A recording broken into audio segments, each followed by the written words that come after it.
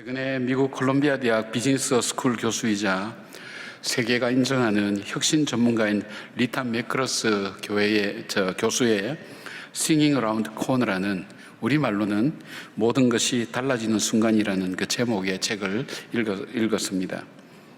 이 책에는 변곡점이라는 그 개념을 설명을 하고 있는데, 이 변곡점이라는 것은 인플렉션 포인트, 이렇게 해서 좀 쉽게 말씀드리면 한 회사가 망하게 될 때 망하는 징조가 보이지 않게 조금씩 나타난다는 것입니다. 그것이 변곡점입니다.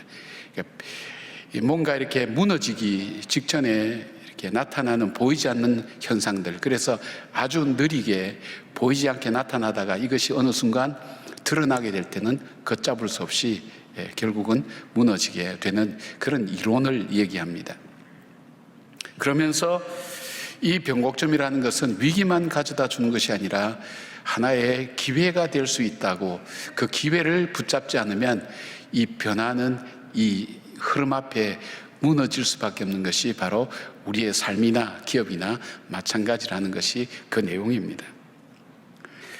지금 우리 코로나 이 나라의 상황 속에서 걱정하는 것이 있다면 이 코로나가 지나간 이후에 교회는 어떻게 될 것인가 하는 그런 수많은 세미나들이 여기저기 열리고 있습니다. 아무도 미래를 예견할 수 있는 사람은 없습니다. 어떤 일이 우리에게 벌어질지 알지 못하지만은 우리가 아는 분명한 사실은 이전처럼 그렇게 가지는 않을 것이다. 뭔가 큰 근본적인 변화의 흐름이 일어나는데 이 흐름 앞에 우리가 지금 준비해야 될 것이 무엇인가?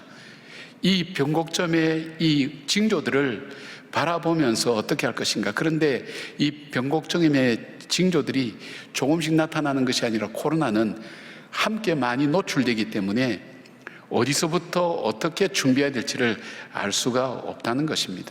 우리 교회도 마찬가지입니다. 그런 마음을 갖고 있으면서, 그런 관심을 가지고 있으면서 오늘 성령 강림 주일 기억하면서 이제 그걸 생각할 수 있었어요. 뭐냐면 예수님께서 부활하셔서 승천하시고 떠나고 난 다음에 하나님께서 보내주시는 것을 기억하라고, 기다리라고 했던 그 기억 속에서 마가의 다락방에 120명이 모여서 그들은 무엇을 했을까 하는 생각을 하게 됐습니다. 우리는 성경에 이미 해답이 나와 있기 때문에 결과와 이렇게 과정도 알고 있기 때문에 다 아는 것처럼 생각되지만 그 사람들에게는 이거 심각한 문제일 거예요. 왜냐하면 절망과 희망이 교차되는 순간이고 기회와 그리고 고난이 교차되는 순간이기 때문에 정말 예수님께서 보내주시는 바로 그 성령님, 그것을 기다리라 그럴 때 막연히 뭘 하라고 이렇게 얘기를 하지 않았어요. 기다리라고만 얘기했어요.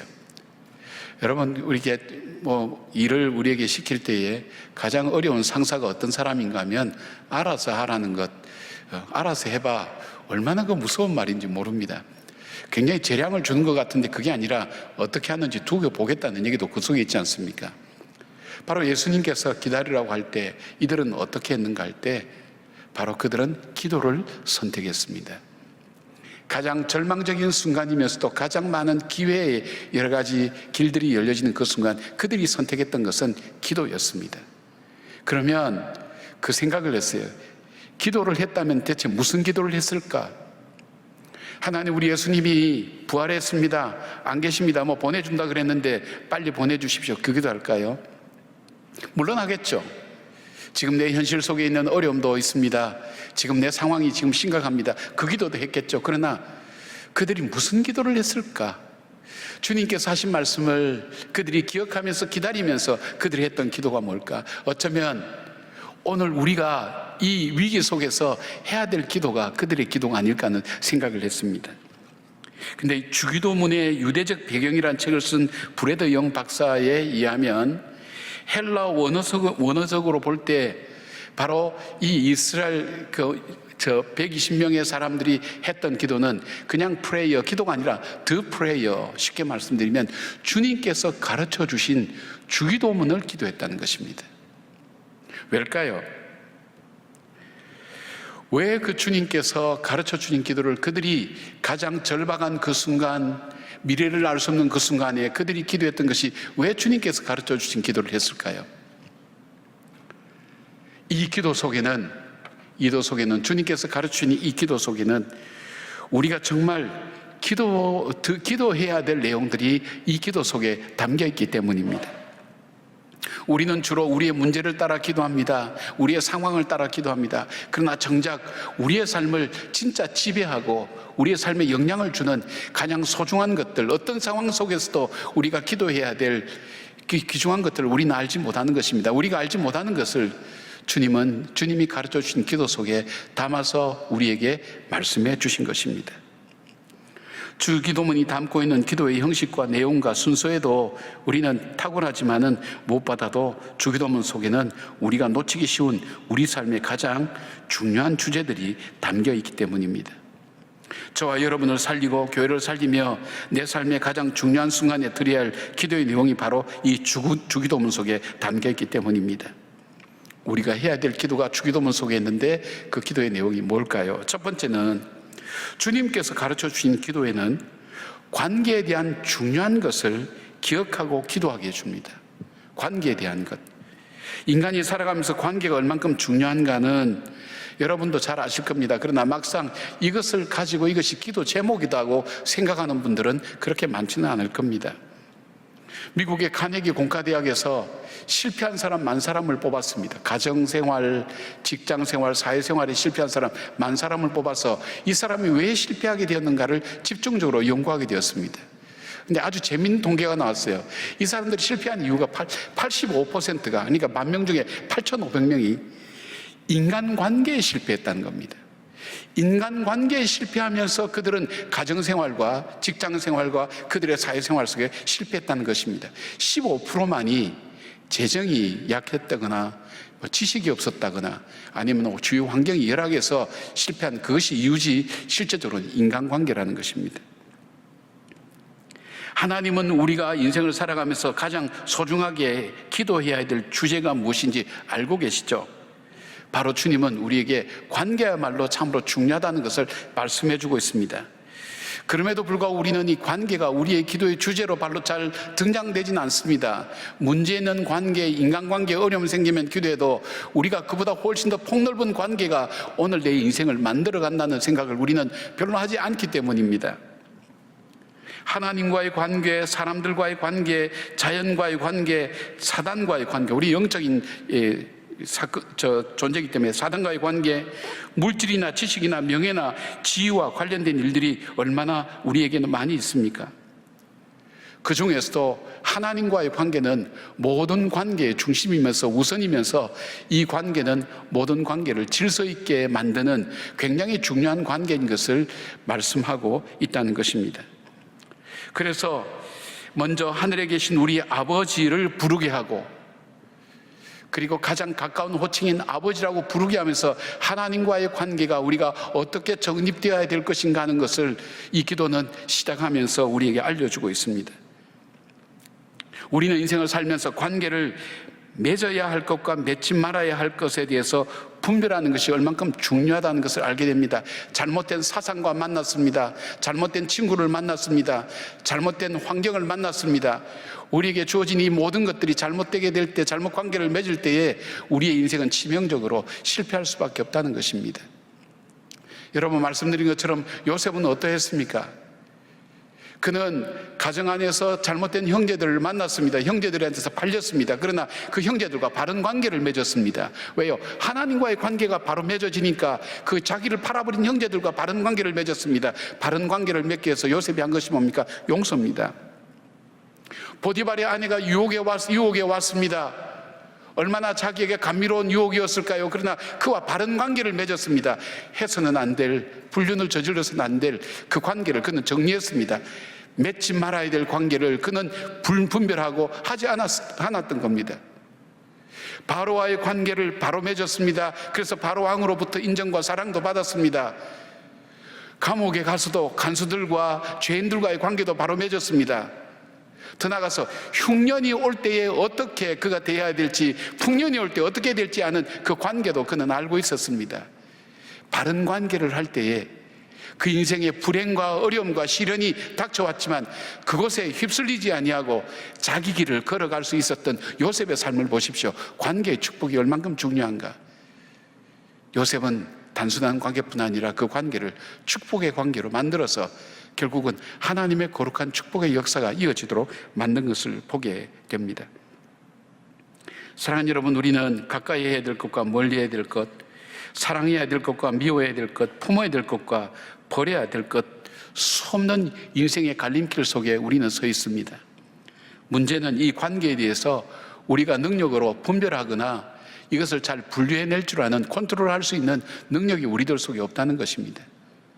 가까이 할 것을 멀리하게 되고, 멀리할 것을 가까이 하게 되고, 미워해야 될 것을 사랑하게 되고, 사랑해야 될 것을 미워하게 되고, 품지 말아야 될 것을 품고 있고, 품어야 될 것을 품지 못하는, 분별력 없고 지혜롭지 못하는 그런 일들이 우리의 관계 속에서 얼마나 많이 나타나고 있습니까? 그러나 하나님과의 관계가 바로 정립되면 우리는 무엇을 맺지 말아야 될 것인지, 맺어야 될 관계인지, 그 관계는 어떻게 해야 될 것인지, 가까이 할 것인지 멀리 할 것인지, 사랑할 것인지 미워할 것인지에 대한 그 분별이 이 기도 속에, 하나님과의 관계 속에서 이루어지는 것을 보게 됩니다. 죄악과의 관계 때문에 시작된 우리 인생의 비극의 역사는 우리 고통의 현실이 되어 있지 않습니까?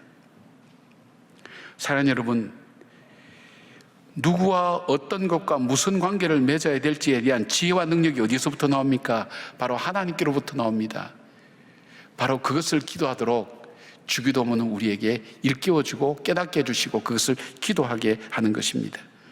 예수님은 지금 겟세마네 동산에서 가장 어려운 순간과 절체절명의 시간을 보내고 있습니다. 그런데 여기에서 예수님은 이 어려움 앞에 어떤 관계를 맺고 가야 될지에 대한 지혜와 분별력과 능력을 이 기도를 통해서 얻고 있습니다.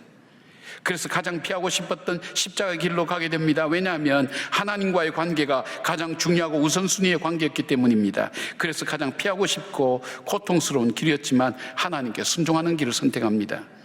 하나님의 길을 순종하게 될 때 하나님께서 그를 가장 높이실 뿐 아니라 그를 통해서 하나님의 구원의 계획이 이루어지는 것을 보게 됩니다. 여러분, 우리가 주기도문을 찬양할 때나 기도할 때 우리가 흔히 잊어버리기 쉬운, 우리 인생을 살아가며 오늘도 수없는 관계 속에서 내가 어떻게 이 관계를 맺어가야 될 것인지 주님은 관심을 갖고 우리에게 바라보시고 우리에게 그것을 위해서 기도하기를 원하고 계신다는 것을 여러분이 기억하시면서 기도하는 그런 지혜로운 분별력 있는 여러분의 기도의 사람 되시기를 주의 이름으로 축원합니다. 주기도문에 담겨있는 두 번째는 무엇입니까? 우리 인생에 시험과 고통이 있다는 것을 기억하고 이겨내라는 것을 말씀하고 있습니다. 우리가 즐겨 부리는 찬송 중에 죄짐 맡은 우리 구주 찬송 가사 중에 시험 걱정 모든 괴로움 없는 사람 누군가, 근심 걱정 무거운 짐 아니 진자 누군가, 그 가사를 공감하면서 부른 이유가 뭘까요? 인생을 살아가면서 인생은 짐을 지고 무거운 걸음을 걸어갈 수밖에 없는 것이 우리 인생의 길이구나 하는 것을 우리가 공감하고 있지 않습니까? 오늘도 우리는 시험과 염려와 걱정이 우리 인생길을 떠날 수가 없다. 늘 내 삶 속에는 시험과 염려와 걱정이 내 삶에 머물러 있다는 것을 우리가 알기 때문에 이 찬송 부를 때 가슴 깊게 부를 수 있는 것 아니겠습니까? 우리가 행복한 인생을 살기를 원하지만 행복할 수 없는 장애물들이 얼마나 많은가. 그런데 인생은 아이러니하게 행복을 연구하는 사람이 이렇게 얘기합니다. 우리 인생의 행복과 불행은 인생의 행복한 일과 불행한 일 그 자체에 달려있는 것이 아니다. 인생의 시련과 어려움이 올 때 그것을 어떻게 잘 극복하고 이겨내는가, 거기에 따라서 인생의 불행과 행복이 결정된다고 그렇게 이야기를 하고 있습니다. 근대 올림픽의 창시자 쿠베르탱 남작은 올림픽 종목을 정할 때에 많은 사람들의 반대도 불구하고 그는 장애물 경기를 꼭 넣었습니다. 근데 오종 경기를 얘기죠. 장애물 경기를 꼭 넣었습니다. 왜 이분이 장애물 경기를 넣게 되었냐면 올림픽 정신이 있을 때 이것이 있어야 된다는 거예요. 그는 프랑스 한 기마부대의 한 장교의 일을 기억했습니다. 그 전선의 위기가 처했을 때 전령으로서 말을 타고 가서 전령으로서 지금 상황을 설명해서 구원을 받아야 될, 반드시 전해야 될 그 메시지가 있는데 이것을 전하기 위해서 이 프랑스 기마부대 이 장교가 말을 타고 갑니다. 그 적들이 나타나서 할 때 그 말 위에서 싸우다가 말이 죽고 나니까 그가 말에서 내려서 그리고 이 병사들 사이를 헤치면서 싸우면서 헤쳐나서 자기 길을 갑니다. 앞에 강이 나타나니까 수용을 하면서 수용해서 결국은 바로 그 본부에 다다와서 그 전령을 전하는 모습을 봤습니다. 이 쿠레트 남장의 마음속에 저게 인생이야. 우리 앞에 수없이 주어지는 염려와 근심과 어려움이 있지만 저걸 헤치고 내가 가야 될 길을 가는 것, 이루어야 될 것을 이루는 것, 이것이 인생이야. 그래서 그는 올림픽에 반드시 이 장애물 경기를 넣을 수 있게 된 것입니다. 문제는 우리가 장애물을 잘 극복해야 된다고 하는 것을 알지만 우리 주님께서 우리에게 말씀하시는 것이 있습니다. 너희들이 보는 장애는 부분적이요, 제한적이요, 현상적이요, 물질적인 거라는 거예요. 우리들 삶의 진정한 장애는 우리로 하여금 행복하지 못하게 만들고 복되지 못하게 만드는 진정한 장애는 바로 사단이라고 주님은 말씀하고 있습니다. 사단은 우리 영혼과 우리의 삶 자체가 파멸에 빠져서 불행하며 사망에 이르도록 우는 사자처럼 우리를 노리고 틈만 있으면 전방위적으로 공격이 와서 무너뜨린다는 것입니다. 그래서 바울은 우리의 싸움은 혈과 육에 속한 싸움이 아니라고 했습니다. 우리가 알고 느끼고 고통당하고 괴로워하고 우리가 갈등 겪는 단순히 그 문제가 아니라는 것입니다. 큰 힘과 지혜와 인격을 가지고 있는 어떤 존재가 거짓말과 이간질과 더러운 것으로서 우리가 갖고 있는 모든 것을 다 헤집어 놓으면서 어쨌든 파멸과 파괴로 몰아넣기 위해서 집중적으로 쉬지 않고 지금도 우리를 무너뜨리기를 원하는 존재가 너희 삶 속에 있다는 것을 깨닫고 알으라는 것을 말씀하고 있습니다. 시험과 유혹이라는 단어로 표현되지만 그렇게 단순하거나 쉬운 거거나 형상적인 것은 아니라는 것입니다. 주님은 지금 겟세마네 동산에서 사단과 싸우고 있습니다. 주님의 길을 방해하고 막고 가지 못하게 하는 것입니다. C.S. 루이스는 사람들이 마귀의 시험에 농락당하는 이유는 마귀를 과소평가하거나 과대평가하기 때문이라고 지적합니다. 쉽게 말씀드리면 마귀가 없어. 마귀가 어디 있어? 어디에 귀신이 있어? 그런 건 없어 얘기하는 사람도 있습니다. 아니면 반대로 모든 것이 그는 마귀 장난이라고 얘기하는 사람도 있습니다. 과대평가거나 과소평가거나 하기 때문에 마귀의 농락에 넘어간다는 것입니다. 오늘 저와 여러분이 늘 끊임없이 무너뜨리기 위해서 힘있고 지혜있고 능력 있는 사람이 추적해서 내 삶의 틈만 보이면 언제든지 공격하기 위해서 무너뜨리겠다는 그 사람들이 있다는 것을 여러분 알면 어떻게 하시겠습니까? 눈에 보이는 그 문제가 아니라 오늘 내 인생 자체를 파멸로 몰아넣고 나와 관계된 것을 무너뜨리기 위해서 정말 기가 막힌 방법으로 내가 상상하지 못한 방법으로 내 인생을 파멸로 몰아넣는 적이 있다면 여러분 어떻게 하시겠습니까? 두려운 일 아닙니까? 사단에 속아서 예수님을 부인하며 나라까지 떨어졌던 베드로는 베드로전서 5장 8절에 이렇게 얘기합니다. 근신하라, 깨어라, 너희 대적 마귀가 우는 사자같이 두루다니며 삼킬 자를 찾나니 라면서 사단을 너희 대적이라 그랬어요. 너의 대적, 지금 여러분의 대적, 그 대적이 우는 사자처럼 어떻게 하든 무너뜨리고 행복하지 못하고 복되지 못하고 하나님께서 주신 그 은혜를 받지 못하고 감사한 마음과 평안한 마음을 깨뜨리기 위해서 기가 막힌 방법으로 우리의 삶을 뒤집어 놓는다는 거예요. 그리고 파멸에 가도록 만든다는 거예요. 그것이 베드로가 경험했던 삶이었어요. 자기는 의리도 있었어요. 신념도 있었어요. 지혜도 있었고 지식도 있었어요. 12제자나 이끄는 그 개성이 강한 그 제자들 이끌 만한 능력도 있었어요. 그러나 그가 가졌던 신념, 신의, 노력, 자기의 지식 모든 것 한순간에 다 날아가 버리지 않았습니까? 사단이 밀가부도 달 때 주님께서 기도하지 않았다면 그는 완전히 나가 떨어졌을 겁니다. 자기의 경험을 통해서 얘기합니다. 틈을 주지 말라고. 우는 사자처럼, 배고파서 먹이를 찾는 우는 사자처럼 우리를 넘어뜨리기 위해서는 그 사단에게 틈을 주지 말라고. 근데 우리가 이거 어떻게 할 수 있습니까? 우리 주님이 우리 힘으로 안 된다는 겁니다. 여러분, 우리는 문제를 따라서 기도할 때 문제 나타난 현상을 따라서 기도하지, 그 배후에서 이 문제를 통해서 복된 일이든 행복한 일을 통해서 우리를 무너뜨리기 위해서 파멸로 몰아넣기 위해서 계획과 간교와 이 뭡니까? 음모를 가지고 우리에게 다가오는 것을 어떻게 우리가 분별하고 이겨나갈 수 있습니까? 우리 힘으로 할 수 없다는 것입니다. 그래서 바울은 에베소서 6장 18절에 이렇게 말씀합니다. 모든 기도와 간구를 하되 항상 성령 안에서 기도하고 이를 위하여 깨어 구하기를 항상 힘쓰며 여러 성도를 위하여 구하라. 그래 됐습니다. 여러분, 여기에 깨어 있을 때에는 시험이 오는 시점을 압니다. 아, 요거 시험이구나. 그리고 그 시험을 이길 만한 능력이 깨어 있을 때, 기도할 때, 근신할 때 주어지는 것입니다. 물리칠 수 있는 능력이 나에게 주어지는 것입니다. 그래서 중요한 것은 깨어서 기도하는 것. 기도한다는 것은 뭘까요? 내 힘과 내 능력 의지하지 않고 성령의 도우심을 의지해서 이겨나가는 것입니다.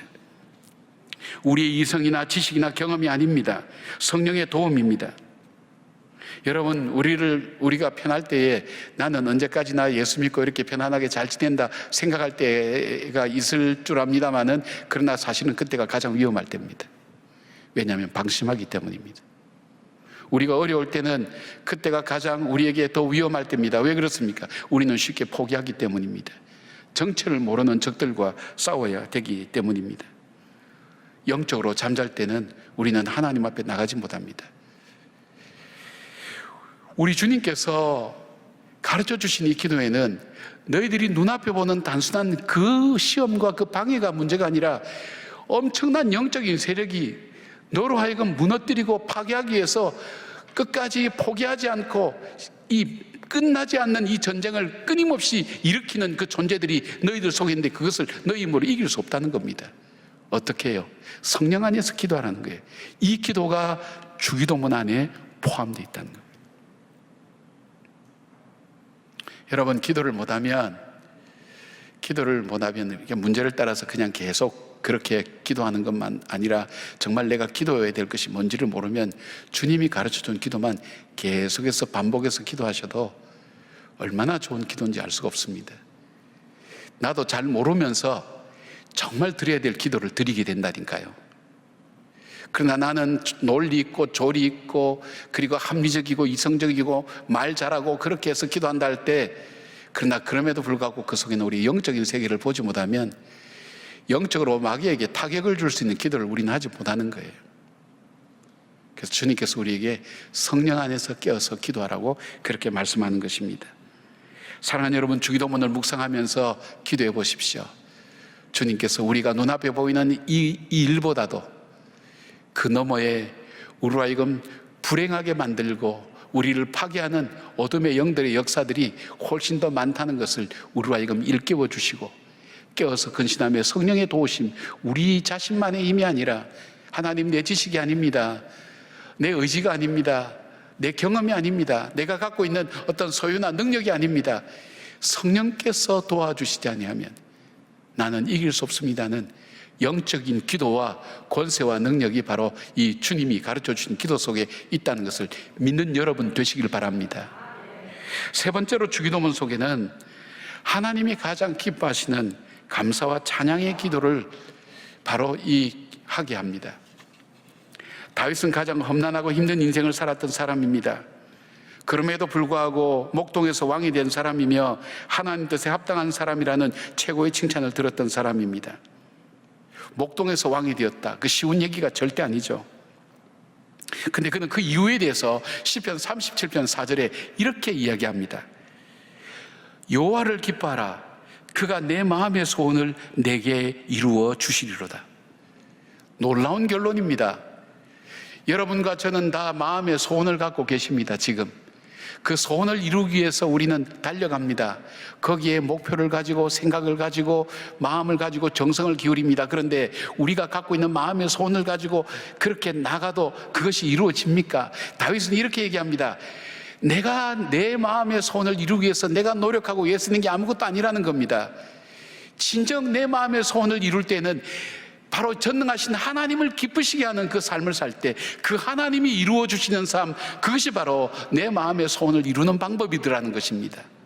그러면서 그는 5절 6절에 이렇게 얘기합니다. 내 길을 여호와께 맡기라. 그를 의지하면 그가 이루시고 내 의를 빛같이 나타내시며 내 공의를 정오의 빛같이 하시리로다. 주기도문은 찬양으로 시작해서 찬양으로 마치게 됩니다. 찬양이 어디서 나오지? 주기도문에서는 그냥 하늘에 계신 우리 아버지, 그리고 뭐 영광과 뭐 모든 것이 주께 있나이다, 뭐 그것밖에 없잖아. 그런데 여러분, 이 찬양이라는 단어를 생각하시면 알게 될 겁니다. 이 찬양 중에는 히브리어로 세 가지 단어가 나오는데, 할랄이라는 표현이 있습니다. 할랄이라는 표현은 마음을 고양시키다, 소리를 높이다, 고함치다, 자랑하다, 이런 뜻은 뭘까요? 목소리를 높여서 하나님을 찬양하는 걸 말합니다. 바라크가 있습니다. 이 말은 축복하다, 하나님께서 성공과 번영과 기름짐을 위한 권능의 근원임을 선포하다, 잠잠해지다, 바로 이 뜻 속에는 모든 복의 근원이 하나님께 있다는 것을 인정하고 선포하는 겁니다. 그 다음에 샤바흐라는 것이 있습니다. 이것은 칭찬하다, 큰 소리로 말하다, 외치다는 것입니다. 뭘 말합니까? 하나님께서 행하신 일들, 내 인생에 행하신 일들, 우리에게 행하신 일들이 하나님 옳습니다. 하나님 잘하셨습니다. 하나님이 바르게 하셨습니다. 이렇게 인정해 드리는 겁니다. 여러분, 우리 사람에게서 사람의 마음을 가장 감동스럽게 하는 게 뭔지 압니까? 인정하는 것과 사랑해 주는 것, 그때 사람이 변화되는 겁니다. 그래서 하나님께서는 이렇게 말씀합니다. 하나님 기뻐하시는 것이 뭡니까? 하나님이 살아계시다는 것. 이 자리에 하나님이 임재하시고 살아계시고 내 기도를 듣고 계신다는 것을 내가 마음으로 진심으로 믿는 겁니다. 그리고 그 하나님을 찾는 자에게 상 주신 이심을 믿는 자를 하나님이 기뻐하신다고 그랬습니다. 그러면 바로 하나님을 찬양한다는 게 뭘까요? 하나님 잘하셨습니다. 나 같은 인생을 구원해 주신 것 하나님 귀한 일입니다. 하나님은 놀라운 분입니다. 하나님은 정말 나의 아버지 되십니다. 하나님께서 내 인생 속에 행해 오신 것을 인정하고 고백하는 이것이 주님을 향한 찬양입니다. 근데 하나님이 이걸 너무 기뻐하시는 거예요. 이 기뻐하시는 이 기도가 이 주기도문 속에 들어있는 겁니다. 사랑하는 여러분, 오늘 우리가 이 어려운 이 시대를 지내면서 우리가 할 수 있는 가장, 내가 나를 돌아볼 때도 참 잘했다 할 수 있는 일이 뭘까요? 바로 기도하는 일일 것입니다. 1시간 기도입니다. 1시간도 나와 함께 깨어 있을 수 없더냐? 동거할 수 없더냐? 여러분, 집에서도 여러분들이 그냥 일하면서도 힘드시면 그냥 주기도문 그냥 암기하시면서 이렇게 왔다 갔다 하셔도 괜찮습니다. 집에서 그렇게 기도하시다가 교회에 한 번이라도 나오셔서 1시간 동안 하나님 앞에 엎드려 기도하는, 바로 이 기도가 쌓여질 때 여러분, 한국 사회는 큰 변화의 소용돌이 속에서도 가야 될 마땅한 역사의 방향으로 갈 수 있으라고 생각됩니다. 작은 땅덩어리의 나라가 열방을 축복하는 축복의 통로로 쓰여질 수 있도록 나라를 위해서 우리가 하나님 앞에 기도해야 될 이유가 얼마나 많은지 모릅니다. 코로나가 백신이 종식이 아니라 정말 하나님께서 끝내주셔야 끝나는 겁니다. 그리고 내 자라나는 내 자녀들과, 그리고 코로나 이후에 이 한국교회가 새롭게 거듭나서 변화될 그 일들을 위하여 하나님이 가장 기도하기를 원하시는 그 기도 제목을 붙들고 함께 기도하는 우리 성도들이 될 때에 주님께서 우리의 기도를 마중물 삼으셔서 정말 우리를 긍휼히 여기시고 이 한국 민족을, 저 북한에 있는 우리의 동포들까지도 함께 한 나라 한 민족이 되어서 정말 열방 가운데 축복의 통로로 쓰임받는 그런 나라가 될 수 있도록 여러분의 기도를 주님 지금도 구하고 계십니다. 초청하고 계십니다. 기도의 자리로 여러분을 초청합니다.